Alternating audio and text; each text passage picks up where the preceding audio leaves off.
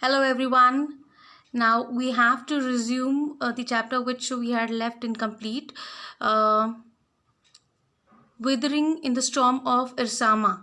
Okay, we had studied till when Prashant, a person of Orissa, okay, he had left far away from his family and he was worried whether his family was.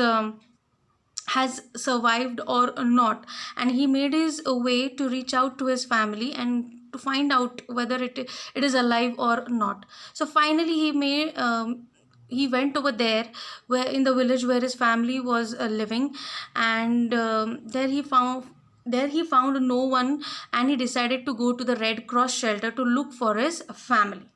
We had learned till this point. Okay, we have to find out whether he really finds family or not. So among the first people he saw in the crowd was his maternal grandmother. Weak with hunger, she rushed to him, her hands outstretched, her eyes brimming. It was a miracle. They had long even they had long given him up for dead. So what does this mean? When he went to the Red Cross shelter, he found over there his grandmother, maternal grandmother. That means his nani. Okay, she identified him. She had become very weak because of hunger, and she went towards him. She stretched her hands. Her eyes were literally. She was crying, and she thought it was a miracle because they thought that they had lost Prashant forever. How Prashant was thinking that his family was dead or alive. He was not sure about it. So they were also not sure whether Prashant was really dead or he was alive. But when she saw him, she was really very happy to find him alive. Quickly, word spread, and his extended family gathered around him and hugged him tight in relief. Prashant anxiously scanned the motley, battered group. His brother and sister, his uncles and aunts, they all seemed to be there. And finally, he saw his entire family over there. He also gave a sigh of relief. Now, finally, my family, my whole family, my brothers and sisters, my uncles and aunts, my grandmother, everyone is over here. Okay, and they were all fine. By the next morning, as he took in the desperate situation in the shelter, he decided to get a grip over himself. He sensed a deathly grief settling upon the 2,500 strong crowd in the shelter.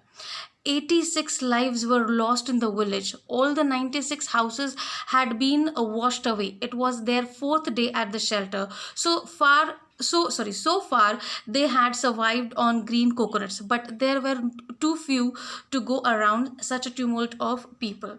So by the next morning he made up his mind, and he decided to do something for the crowd which was alive in that devastating situation. After that devastating situation, so almost 86 people, they had lost their lives in that village, in Prashant's village. 96 houses were washed away in that cyclone, and whosoever people were alive, they left alive. For those 4 days, they had survived on green coconuts, but that was not enough for them. Okay, they need to do something, but all of them, they had lost hope. So Prashant thought to do something great for those people, so that they will get the thing. They should get food, they should get proper shelter, and most important thing is they should get the hope to live. Okay, so Prashant, all of 19 years, decided to step in as leader of his village. If no one else did, he organized a group of yachts and elders to jointly pressurize the merchant once again to part with his rice. This time, the delegation succeeded and returned triumphantly. What happened? Prashant, at that time, he was of 19 years of age, and he gathered all the young people with him, and he made a group, and he became the leader of that group, and they went to the merchant, a person who stores the grain and then he sells it to the people. So what merchant was doing? Merchant was not selling his rice in a less a lesser price. Okay, so what they did, they made a group and they went to the merchant and they forced him, they pressurized him to part with his rice, and they came with the rice to their shelter. This time the delegation succeeded and returned triumphantly. Triumphantly means victoriously. They won the bargain or the argument against the merchant. Wading through the receding waters with food for the entire shelter. No one cared. No one cared that the rice was already rotting. Branches from fallen trees were gathered to light a reluctant and slow fire on which to cook the rice. For the first time in 4 days, the survivors at the cyclone shelter were able to fill their bellies. His next task was to organize a team of youth volunteers to clean the shelters of filth, urine, vomit, and floating carcasses, and to tend to the wounds and fractures of the many who had been injured. The first task was to fill the bellies of the hungry victims who were there. So what he did, he brought the rice. They didn't bother whether the rice was rotten or not. They cooked the rice and they ate it. After 4 days they had a complete meal for the first time. And then the next task was to clean the shelter, because the shelter was full of filth, dirt, urine, vomit, carcasses were there, corpses were there. So what they did, they decided to clean everything to make the shelter worth living over there. And the next step was to dress the wounds and fractures of the injured people over there. On the fifth day, a military helicopter flew over the shelter and dropped some food parcels. It then did not return. The youth task force gathered empty utensils from their shelter. Then they deputed the children to lie in the sand left by the waters around the shelter with these utensils on their stomachs to communicate to the passing helicopters that they were hungry. The message got through, and after that, the helicopter made regular rounds of the shelter. Airdropping food and other basic needs. What happened on the fifth day? Military helicopter, it flew over the shelter and it dropped some food parcels for those people. But after that it never returned. So what Prashant thought, he had an idea. He made children to lie on the sand with empty vessels on their stomach. So whenever the helicopter would come, it would get the message that the people over there are still hungry and they should get something to eat. So after that, the helicopter made a regular round over there, providing them food parcels. Prashant found that a large number of children had been orphaned. He brought them together and put up a polythene sheet shelter for them. Women were mobilized to look after them while the men secured food and materials for the children. What happened? He also noticed that large number of children were there. They had been orphaned, they had lost their parents. So what he did, he put up a polythene shelter for these children, specially a special place for them, and he gathered women who would look after these children.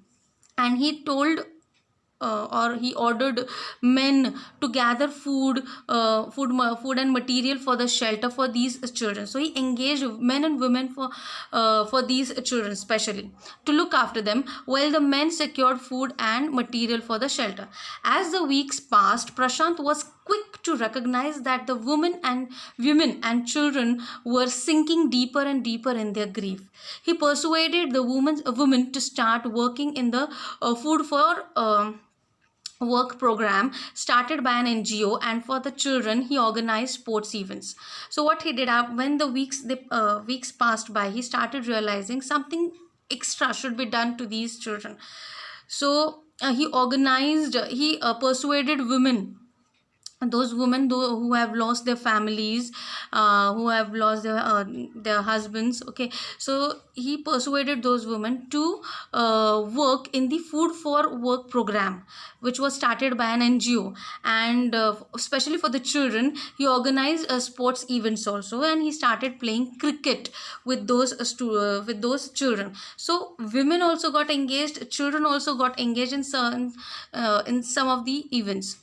Prashant engaged with other volunteers in helping the widows and children to pick up the brown pieces of their lives. The initial government plan was to set up institutions for orphans and widows. However, this step was successfully resisted, as it was felt that in such institutions, children would grow up without love and widows would suffer from stigma and loneliness.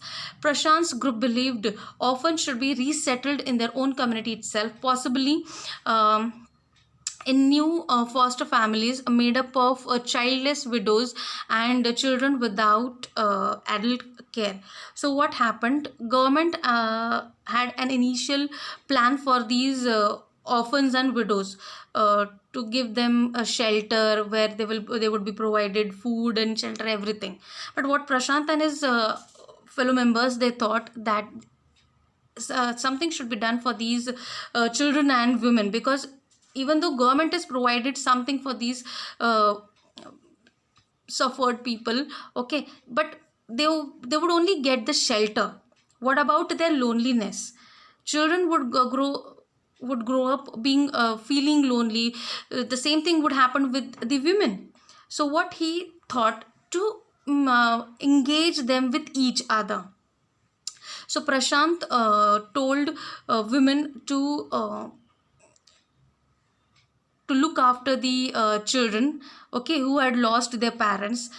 And this is how he worked for them. It is 6 months after the devastation of the super cyclone. This time Prashant's wounded spirit has healed simply because he had no time to bother about his own pain. His handsome youthful face is what the widows and orphan children of his village seek out most in their darkest hour of grief.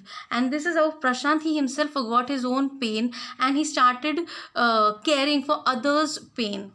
And he not only provided them shelter, food, but also he made them to forget the pain of their life, the important people which these people they have lost their family members, children who had lost their parents, women those who have lost their families, their husbands.